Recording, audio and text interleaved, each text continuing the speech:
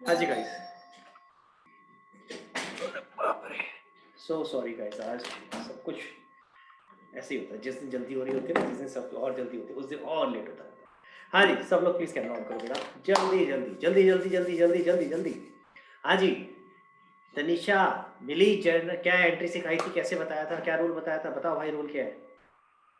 Yes, sir. Debtor debit to BR, creditor BSFC and bank. हाँ, तो इसको रटो नहीं, कैसे बताया था। डेटर हमेशा डेबिट होता है। जब भी हम बात करेंगे किसकी, बिल डिसऑनर की, तो हमेशा बोलेंगे डेटर हमेशा डेबिट, चाहे कोई भी केस हो, चारों केसों में डेटर तो हमेशा डेबिट होगा। अब क्रेडिट क्या होगा, जिसके पास बिल है। ये लाइन बोली थी मैंने, जिसके पास बिल, अगर बिल हमारे पास है तो बीआर, अगर बिल बैंक के पास है तो टू बैंक, अगर बिल क्रेडिटर के पास है तो टू क्रेडिटर, और अगर बिल सेंड फॉर कलेक्शन है तो to bill send for collection. Clear हो गया, समझ आ गई बात। तो इस तरीके से इसको याद करोगे तो इजी हो जाएगा याद करना, रटो मत, लॉजिक के साथ याद करो। हाँ जी गाइस, चलो वापस आते हैं। तो जल्दी जल्दी 2 मिनट और लूंगा। हाँ, परीक्षा से मैं पूछ रहा था, तो परीक्षा लेटेस्ट एग्जाम में कितने मार्क्स बता रही थी, तो 1.5 मार्क्स कटा था तेरा। उसमें डिसऑनर की एंट्री गलत करके आई थी 28.5। हाँ, तो क्या क्या गलत हुआ था, एक तो डिसऑनर और कुछ, बाकी सब सही हाँ, था। और एक ट्रू एंड फॉल्स मैंने आपसे उससे पूछा था, वो स्ट्रेट लाइन मेथड का था। हाँ, और कल फाइनल है। अरे बहुत बढ़िया, ऑल द बेस्ट, बहुत ही बढ़िया। कल फाइनल है तो फाइनल में अच्छे से छक्के चौके मार के आएंगे, ठीक है। हाँ, और और मैं ज्यादा टाइम नहीं लूंगा जो अभी। हुआ था ना कॉमर्स विजार्ड क्विज, हाँ हाँ हाँ हाँ। वो मेरा हो गया दोनों अरे राउंड। वाह, बहुत बढ़िया। तो इसका क्या सीन है अभी, क्या सिस्टम है। रिवॉर्ड आएगा, कैश रिवॉर्ड। नहीं नहीं, तो उसमें क्या था, क्या राउंड्स थे, थोड़ा सा आइडिया दे जरा, बाकी लोगों को भी थोड़ा सा क्लैरिटी मिलेगी। 2 राउंड थे ना, उसमें 2 कुछ राउंड्स थे। रैंक वैंक कुछ नहीं उन्होंने निकाली, बस दोनों राउंड क्लियर हो गए। ओके, तो असॉर्ट दोनों कर राउंड लेते क्लियर हैं हो गए पता तो कितने अवार्ड सारे, मिलेगा। अराउंड 2000 लोगों को। अराउंड 2000 लोगों को मिल रहा है, लेकिन कितने लोगों ने पार्टिसिपेट किया था। लोग भी तो बहुत सारे थे पार्टिसिपेट करने वाले। तेरी आई थिंक कुछ नेटवर्क कनेक्शन का प्रॉब्लम है परीक्षा। If you can hear me, अपना वीडियो ऑफ करके बात करके देख, क्योंकि काफी लैग कर रहा है तेरा आवाज नहीं आ रही तेरी, हैंग हो रहा है बीच बीच में। हाँ, अब ट्राई करके देख बात करके। मैं रिज्वाइन करूं? नहीं, अब आ रही है आवाज, अब ट्राई कर। सर हाँ साक्षी। सर डाउट है क्वेश्चन। हाँ लूंगा बेटा, अभी 2 मिनट दे जरा, सबके डाउट्स ले रहा हूँ एक एक करके। हाँ जी, चलो तो आगे चलते हैं। बाकी लोग भाई, भव्या, शगुन, स्निग्धा, भैया अपना बताते रहा करो। सब लोग नहीं बताते मुझे कि कितने कितने मार्क्स आ रहे हैं, तो बताया करो भाई। और इट इज नॉट अबाउट कि कम आ रहे हैं ज्यादा आ रहे हैं, ठीक है। इट इज अबाउट कि गलतियां क्या हो रही है, मुझे ये समझना है, ठीक है। चलो तो शुरू करते हैं भाई, काफी टाइम निकल गया हमारा। तो let us start our discussion. कुछ क्वेश्चंस, 3 क्वेश्चंस तो ग्रुप पे डाले हुए थे, पहले वो डिस्कस करते हैं, फिर साक्षी ने भी कुछ क्वेश्चन पूछा हुआ है, वो भी डिस्कस करेंगे। साक्षी अपना कैमरा ऑन करो प्लीज। हाँ जी, तो मैं जरा निकालता हूँ, ग्रुप खोलते हैं, ग्रुप पे देखते हैं भैया क्या क्या डाउट्स हैं। सबसे पहला डाउट शकुन ने पूछा हुआ है, ये सेम डाउट भव्या आपने भी पूछा था, याद है आपको। हुआ था क्वेश्चन, उसके बाद भव्या जो मैंने एक्सप्लेनेशन भेजी थी, समझ आया था या नहीं आया था यार। अच्छा चलो, सर ने कुछ भेज दिया, छोड़ो सर, ओके ओके करके खत्म कर दिया। ऑनेस्टली बताइए। नहीं सर, समझ में नहीं आया। नहीं आया था ना, मुझे लग रहा था। फिर दोबारा पूछा क्यों नहीं तूने। अगर बेटा मैंने कुछ बताया नहीं समझ आ रहा तो पूछना चाहिए ना, ऐसे ऐसे छोड़ मत दिया कर। दोबारा बोल, सर नहीं आ रहा समझ, पता नहीं क्या कह रहा हूं, नहीं समझ में आ रहा।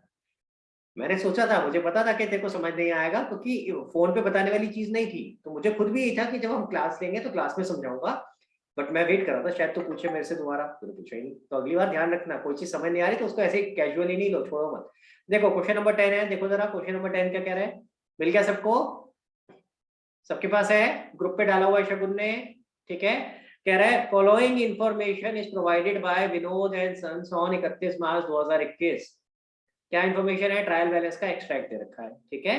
और आपसे नीचे क्या मांगा है, show the impact of above, ऊपर जो दे रखा है उसका इम्पैक्ट बताओ प्रॉफिट एंड लॉस अकाउंट और बैलेंस शीट में, कि प्रॉफिट एंड लॉस अकाउंट में क्या आएगा और बैलेंस शीट में क्या आएगा, ठीक है। तो मैं जरा पहले इनका फॉर्मेट बना लेता हूँ, सीधी लाइन नहीं खींच रही। हाँ जी, तो कुछ कुछ ऐसा सा दिखाई देगा, प्रॉफिट एंड लॉस अकाउंट और बैलेंस शीट। तो ये आ गई आपकी शेयर्ड है। Profit and loss account. कर देता हूँ Sir, your screen is not shared. मैं कर रहा हूँ स्क्रीन शेयर कर रहा हूँ। हाँ जी गाइस, अभी देखो, अभी दिख रहा है, ठीक है। तो मैंने ये Yes, profit sir. And loss account का कुछ फॉर्मेट बना दिया, और इसी तरीके से इसको थोड़ा छोटा कर देते हैं, इसी तरीके से नीचे बना लेते हैं बैलेंस शीट का फॉर्मेट, ठीक है। ये हो गया बैलेंस शीट। अब गाइस ध्यान से देखिए, मैं एक एक करके आइटम उठा रहा हूँ और उसके बाद समझेंगे कौन सी आइटम कहाँ जाएगी। शगुन, आपने डाउट पूछा है तो मैं चाहूंगा आप अनम्यूट करो अपने आप को, और मैं आपसे कोशिश करूंगा समझने की कि आपको कितना समझ आया।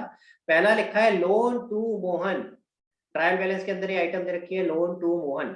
बाकी जो आगे लिखा है उस पर बाद में आते हैं, पहले लोन टू मोहन कहाँ जाएगा आपके हिसाब से? सर बैलेंस शीट में लायबिलिटी साइड। बहुत बढ़िया, बैलेंस शीट पे जाएगा, पर क्या ये लायबिलिटी में जाएगा? क्यों जाएगा लायबिलिटी में?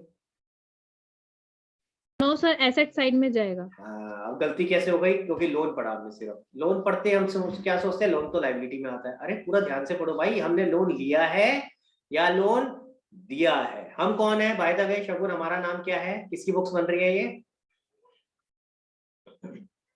Sir Vinod and sons. Vinod and sons. एक सेकंड रुको बेटा, इसको लेना जरा गाइस, एक सेकंड ना।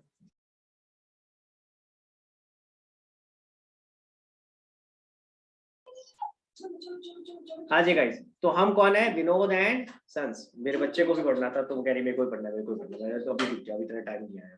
हाँ जी, चलो, तो हम विनोद एंड सन्स है शगुन, ठीक है।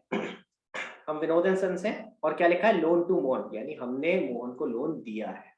हम मोहन नहीं है, समझ आ रही है बात?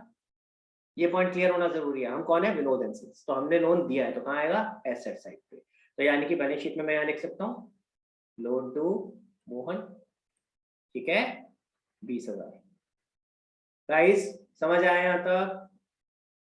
क्लियर है? जो अभी आगे दे रखा है उसको मैं फिलहाल छोड़ के चल रहा हूँ, पहले मैं जो बेसिक सिंपल चीजें हैं पहले उसको समझ लेते हैं। फिर अगला क्या लिखा है? बैंक लोन टेकन, तो ये लोन लिया है। कहाँ आएगा शगुन? सर लायबिलिटी साइड आएगा ये तो यहाँ आ जाएगा बैंक लोन। कितना? 80,000। एक और चीज, कभी भी कंफ्यूज हो रहे हो, सिर्फ लोन लिखा होता, अगर लोन टू या लोन फ्रॉम नहीं लिखा, सिर्फ लोन लिखा है, तो कैसे आइडेंटिफाई करेंगे कि एसेट है या लायबिलिटी शगुन? सर अगर डेबिट बैलेंस दिया होगा तो एसेट है और क्रेडिट बैलेंस होगा तो लायबिलिटी बहुत है। बढ़िया, अब तक तूने खुद ही आंसर दे दिया, लेकिन तूने पहले गलत बोल दिया था। तूने ध्यान देना चाहिए था कि डेबिट में लिखा है या क्रेडिट में। ऊपर डेबिट लिखा था तो वो एसेट में आना चाहिए था। समझ आ रही है गलती को कैसे पकड़ना है, अपनी खुद को कैसे ध्यान रखना है इन बातों का, ठीक है। चलो आगे चलते, कभी भी कंफ्यूज हो रहे हो तो ये दिखा करो, डेबिट बैलेंस है क्रेडिट बैलेंस है। अगला क्या दिया आगे? उसके बाद इसमें 6% ऊपर चला गया, 6% नीचे आएगा। 6% पर एनम इन्वेस्टमेंट, सॉरी गलत बोल रहा हूँ मैं, पर एनम नीचे आ गया, पर एनम ऊपर होगा। फिर से बताता हूँ, bank loan taken on 1 December 2020 at the rate 6% per annum, ये पूरी एक लाइन है, तो पर एनम ऊपर जाता है, ऊपर वाली लाइन। तो अगली लाइन में क्या है? Investment at the rate 8%। Investment कहाँ आएगा बेटा? सर एसेट साइड में आएगा 1 लाख। तो इन्वेस्टमेंट आ गया एसेट साइड पे, कितना? 1 लाख। गाइस यहाँ तक सबको समझ आ रहा है? आई होप क्लियर है यहाँ तक। देखो प्रॉब्लम क्या होता है, हम सारी चीजें एक साथ सोचना शुरू कर देते हैं और फिर कंफ्यूज हो जाते हैं। जो दिख रहा है उसको तो कर दो कम से कम। एंड बाय द वे, अगर मैं सब लोगों के लिए बोल रहा हूँ, अगर आपको क्वेश्चन समझ नहीं भी आ रहा था ना, ये तो कर सकते थे यार, ये तो इजी है कि नहीं है? इसके भी मार्क्स मिलेंगे ना, स्टेप मार्किंग होती है। तो ध्यान रखना, अगली बार कभी क्वेश्चन नहीं समझ आ रहा तो जितना कर सकते हो उतना तो करो, खाली मत छोड़ के आओ, ठीक है। चलो आगे चलते। अब अगला क्या दिया है? Interest from Mohan. इसके आगे जो लिखा है source certificate book of accountancy, उसको इग्नोर करो। क्या लिखा है? इंटरेस्ट फ्रॉम मोहन, यानी हमने जो मोहन को लोन दिया था, हमें उस पर इतना इंटरेस्ट मिला है। तो ये कहाँ जाएगा शगुन? सर ये इंटरेस्ट हमें रिसीव हुआ है तो ये पीएनएल के क्रेडिट साइड में। तो बाय इंटरेस्ट लिख सकता हूं मैं, बाय इंटरेस्ट या बाय इंटरेस्ट रिसीव, ठीक है। कितना है? 700 रुपए। अब ये 700 रुपए इनर कॉलम में आएगा, क्योंकि वो जो ऊपर 10% दे रखा है मोहन के साथ, वो क्या है? Hidden adjustment. मैंने कहा था ना, जब भी ऐसी चीजें तो गोला मार दिया करो, याद आ रहा है? तो क्या है? हिडन एडजस्टमेंट, ठीक है। अब हिडन एडजस्टमेंट साथ साथ करा दो या बाद में कराऊं, बताओ? अभी करा दूं ये वाला पॉइंट? जैसे नॉर्मली तो मैं बाद में करवाता हूँ, आपको हमेशा कहता हूँ कि एडजस्टमेंट बाद में करेंगे, जगह छोड़ दो, लेकिन आप क्या समझ लेते हैं वाला क्या है? देखो 10% पर एनम पे लोन दिया था आपने मोहन को, ठीक है, यानी 10% का रिटर्न मिलना है। 2000 का 10% होता है, सॉरी 20,000 का 10% होता है 2000, तो आपको 2000 रुपए इंटरेस्ट मिलना चाहिए था, लेकिन ये तो तब होता है जब पूरे साल का होता। आपने कब दिया था लोन? 1 अक्टूबर को, तो इंटरेस्ट कितना हो 1 गया? अक्टूबर 20,000 इंटू 10% इंटू 6/12। और ये जरूर देख लिया करो, अक्टूबर देखते 6 महीने नहीं हो जाते, ये देखा करो कि आप बुक्स कब की बना रहे हो, फॉर द ईयर एंडिंग दिसंबर है या मार्च। समझ आई मेरी बात? सिर्फ अक्टूबर देखते ही दिमाग चलता 6 महीने, अरे ऐसे नहीं करा करो भाई, पहले ये तो देख लो कि दिसंबर एंडिंग होता तो 3 महीने रह जाते, अक्टूबर नवंबर दिसंबर, ठीक है, क्लियर हो गया? तो यहाँ 6 महीने हैं, कितना आ जाएगा? 1000। तो 1000 रुपए का इंटरेस्ट आना था, आया कितना है? 700, तो यानी कि 300 रुपए अभी भी आउटस्टैंडिंग है। क्लियर? ठीक है, तो 300 रुपए की दो इफेक्ट होंगे, एक तो प्लस 300 यहाँ कर दिया, और यहाँ आ जाएगा अक्रूड इंटरेस्ट। आउटस्टैंडिंग की जगह वर्ड क्या लिखना चाहिए मुझे? अक्रूड। मैंने आउटस्टैंडिंग लिख दिया, मैं सही कर देता हूँ, अक्रूड। ठीक है, कितना? 300। गाइस यहाँ तक समझ आया? क्लियर? चलो आगे, आगे चलते हैं। अगला देखो जरा, Yes, sir. अगला है इंटरेस्ट ऑन इन्वेस्टमेंट। मैं इसको भी लिख देता हूँ बाय इंटरेस्ट। अब क्योंकि दो दो इंटरेस्ट है, तो आप क्या कर सकते थे, ऊपर वाले में लिख सकते थे बाय इंटरेस्ट ऑन लोन, और यहाँ लिख सकते थे बाय इंटरेस्ट ऑन इन्वेस्टमेंट। ठीक है, कितना इंटरेस्ट ऑन इन्वेस्टमेंट मिला है? और ये तो मिला ही नहीं, कुछ भी नहीं मिला, कुछ भी नहीं मिला, सब डैश डैश डला, यानी कुछ भी नहीं मिला, जबकि मिलना कितना चाहिए था? 5,000 है, वो ऊपर हो रखा है। क्या कह रही है निशा? अच्छा ऊपर हो रखा है, ओके सॉरी सॉरी, तो माय मिस्टेक। एक मिनट मैं दोबारा देख लूं, मैं सही समझ रहा हूँ। हाँ जी 5000 आएगा, ऊपर हो गया तो 5000 लिख लेते हैं, मुझे लगा मिला ही नहीं, वो मिस प्रिंटिंग हो गई है, ऊपर चला गया, तो 5000 आ गया यहाँ पे। गाइस यहाँ तक क्लियर है? अब मिलना कितना चाहिए था, फिर से निकालो सेम तरीके से। इन्वेस्टमेंट कितना है? 8%। कब करा है? 1/4/2020 को, यानी पूरे साल के लिए करा है, तो इंटरेस्ट पूरे साल का मिलेगा। कितनी इन्वेस्टमेंट करी थी? 1 लाख रुपए की। 1 लाख का 8% कितना होता है भाई शगुन? सर 8,000 तो यानी यहाँ 8000 आना चाहिए था, हमें 5000 मिला है, तो यानी 3000 क्या हो गया? अक्रूड। ठीक है, क्लियर? तो एक तो यहाँ 3000 ये आ गया, और यही 3000 मैं यहाँ एक काम करता हूँ, एक साथ लिख देता हूँ, 3000 प्लस 300, तो ये 3300 हो जाएगा, 300 की जगह 3300। समझ आया? दो दो इफेक्ट ले लिए दोनों एडजस्टमेंट के। चलो आगे, चलो भाई आगे चलते हैं। अगला क्या है? अगला दिया है interest paid on bank loan, वो कहाँ आएगा? इधर आएगा, टू इंटरेस्ट कितना? 1000। अगेन एडजस्टमेंट देखो, बैंक लोन कितना था? बैंक लोन था 80,000, 1 दिसंबर को लिया है, तो कब कितने महीने हुए जरा बताओ भाई शगुन? सर 4 मंथ का 4 निकलेगा months, सर। Very good. दिसंबर जनवरी फरवरी मार्च, अगर यही चीज 31 दिसंबर को लिया होता तो 3 महीने होते, तो यही चीजों का ध्यान रखना है। 4 महीनों का इंटरेस्ट निकालो 6% के हिसाब से, 80,000 इंटू 6% इंटू 4/12 कितना आएगा बेटा? सर 1600 वेरी गुड, तो 1600 होना चाहिए था, आपने 1000 रुपए पे किया, यानी 600 अभी भी आउटस्टैंडिंग है, तो यहाँ 1600 आ जाएगा, 600 आउटस्टैंडिंग है वो नीचे आ जाएगा, आउटस्टैंडिंग इंटरेस्ट 600। क्लियर हुआ? देखो जो एडजस्टमेंट्स थी, हिडन एडजस्टमेंट्स, मैं उनको हाईलाइट कर रहा हूँ। 3000 इधर, 3000 इधर, दो इफेक्ट, ठीक है, सॉरी 300 था, 300, सॉरी माय मिस्टेक, 300 था, 300 इधर और 300 इधर, फिर 3000 इधर, 3000 इधर, समझ आ रहा है? और फिर 600 इधर, 600 इधर, समझ आया गाइस? क्लियर है? एक और इम्पोर्टेंट चीज, क्योंकि आप पूरा P&L या बैलेंस शीट नहीं बना रहे, तो साथ में क्या लिखोगे? एक्सट्रैक्ट। ठीक है, क्लियर? पूरा लिखना, profit and loss account for the year ending 31 March 2021, bracket में एक्सट्रैक्ट, और इसी तरह से balance sheet extract for as at 31 March 2020। Clear? आप इसको बैलेंस नहीं कर सकते क्योंकि आपके पास फिगर सारी नहीं है, तो प्लीज इसको बैलेंस मत करने लगना, टोटल मत करने लगना। क्लियर हो गया? आप सिर्फ एक्सट्रैक्ट बना रहे हो, सिर्फ इतनी फिगर दिखा रहे हो, बस इसको इतना ही छोड़ देंगे। समझ आई बात? आप चाहो तो इसकी फोटो खींच सकते हो ताकि आपको क्लियर रहे कैसे करना है। ये क्वेश्चन मुश्किल नहीं है, पर होता क्या है कि इस टाइप की चीज पहली बार कर रहे हो तो अजीब लगता है। ठीक है, चलो भाई, चलो आगे। शगुन एंड भव्या क्लियर हो गया बेटा? भव्या आप क्लियर हुआ? यस सर, बहुत यस सर, बढ़िया। समझ आया सर। परीक्षा, आपने एक सवाल पूछा था, मैंने उसका जवाब दिया था, क्या समझ में आया? नहीं आया? अरे मैंने थोड़े दिन पहले करा के दिखाया था भाई।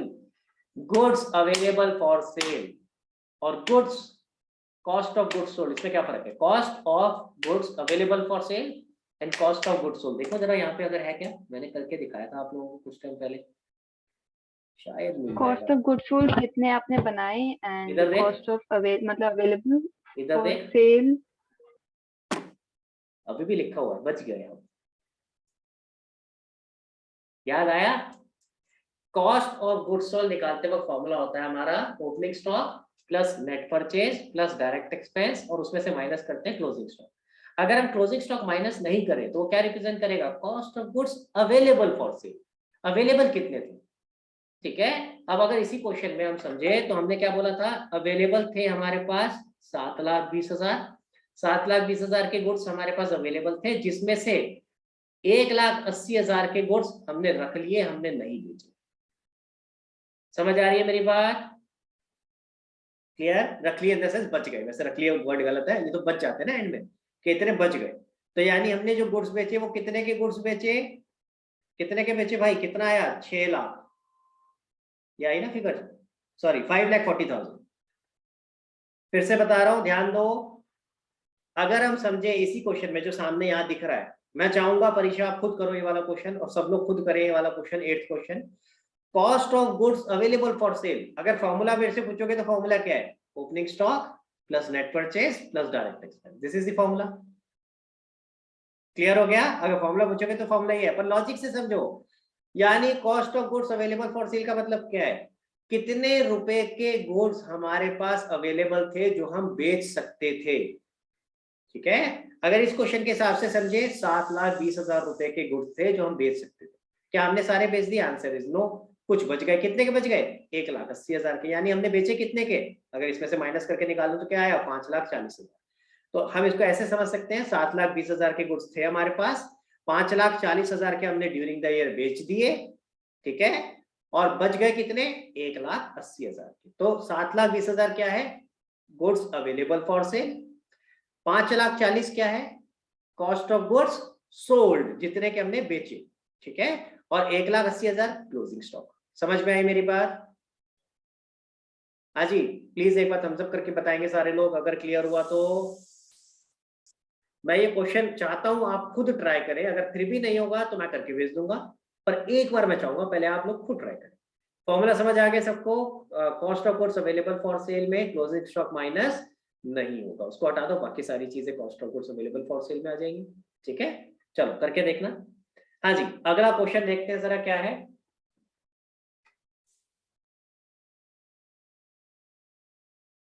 ओके, अगला क्वेश्चन किसने भेजा है? परीक्षा ने भेजा है। देखिए जरा, खोलो भाई सब लोग। Operating profit earned by messrs Adya and sons. तो मैं लिखता चलता हूँ क्वेश्चन नंबर 13। ऑपरेटिंग प्रॉफिट दे रखा है हमें 14,50,000। ठीक है, देखो मैं हमेशा कैसे करता हूँ, मेरा तरीका भी देखा करो। मैं जब भी पढ़ रहा होता हूँ ना क्वेश्चन को, इतने लंबे पैराग्राफ में ना समझ नहीं आता, मैं हमेशा लिखना शुरू करता हूँ। Loss by fire, loss by fire, दिमाग चलना शुरू होता है लिख करके। 4 लाख। इंटरेस्ट पेड कितना है? 2 लाख। ठीक है, डेप्रिसिएशन कितना है? 2 लाख।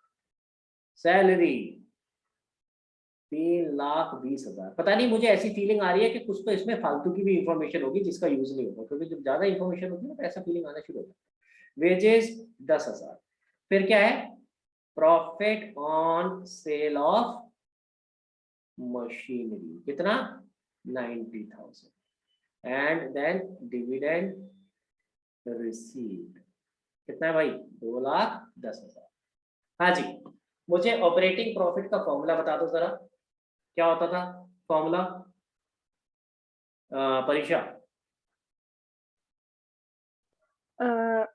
वो है net profit plus operating expenses minus operating income. Okay, अगर हम उल्टा चल रहे हैं नेट प्रॉफिट से, ठीक है, नीचे से ऊपर, तो आपने बताया नेट प्रॉफिट, बोलो।